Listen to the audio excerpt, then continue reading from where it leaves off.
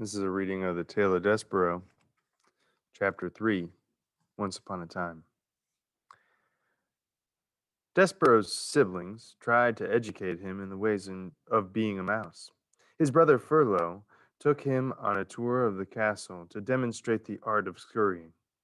Move side to side, instructed Furlough, scrabbling across the waxed floor. Look over your shoulder all the time, first to the right, then to the left. Don't stop for anything. But Despereaux wasn't listening to Furlough. He was staring at the light pouring in through the stained glass windows of the castle. He stood on his hind legs and held his handkerchief over his heart and stared up, up, up into the brilliant light. Furlough, he said, what is this thing? What are all these colors? Are we in heaven? Cripes! Shouted Furlough from the far corner. Don't stand there in the middle of the floor talking about heaven. Move! You're a mouse, not a man. You've got to scurry. What? Said Despereaux, still staring at the light. But Furlough was gone. He had, like a good mouse, disappeared into a hole in the molding. Despereaux's sister, Merlot, took him into the castle library, where the light came streaming in through the tall, high windows and landed on the floor in bright yellow patches.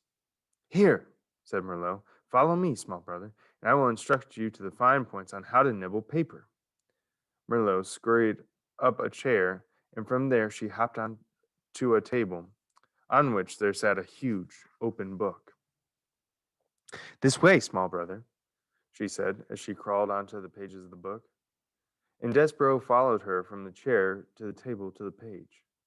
Now then, said Merlot, this glue here is tasty, and the paper edges are crunchy and yummy, like so. And she nibbled at the edge of a page and then looked over at Despereaux. You try, she said. First bite of some glue, and then follow it with a bit of crunch of the paper. And these squiggles they are very tasty. Despereaux looked down at the book, and something remarkable happened. The marks on the pages, the squiggles, as Merlot referred to them, arranged themselves into shapes, and the shapes arranged themselves into words, and words spelled out delicious and wonderful phrase. Once upon a time. Once upon a time, whispered Despereaux. What? Said Merlot. Nothing. Eat, said Merlot. I couldn't possibly, said Despereaux, backing away from the book. Why? Said Despereaux. It would ruin the story. The story? What story? Merlot stared at him.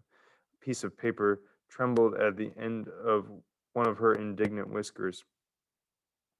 It's just like Pa said when you were born. There's something is not right with you.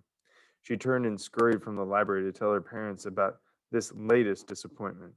Despereaux waited until she was gone, then he reached out with one paw touched the lovely words. Once upon a time. He shivered, he sneezed. He blew his nose into his handkerchief. Once upon a time, he said aloud, relishing the sound. And then, tracing each word with his paw, he read the story of a beautiful princess and the brave knight who serves and honors her. Despereaux did not know it, but he would need, very soon, to be brave himself.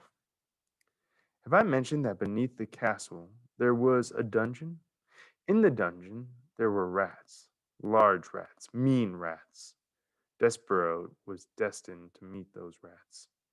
Reader, you must know that an interesting fate, sometimes involving rats, sometimes not, awaits almost everyone, mouse or man, who does not conform.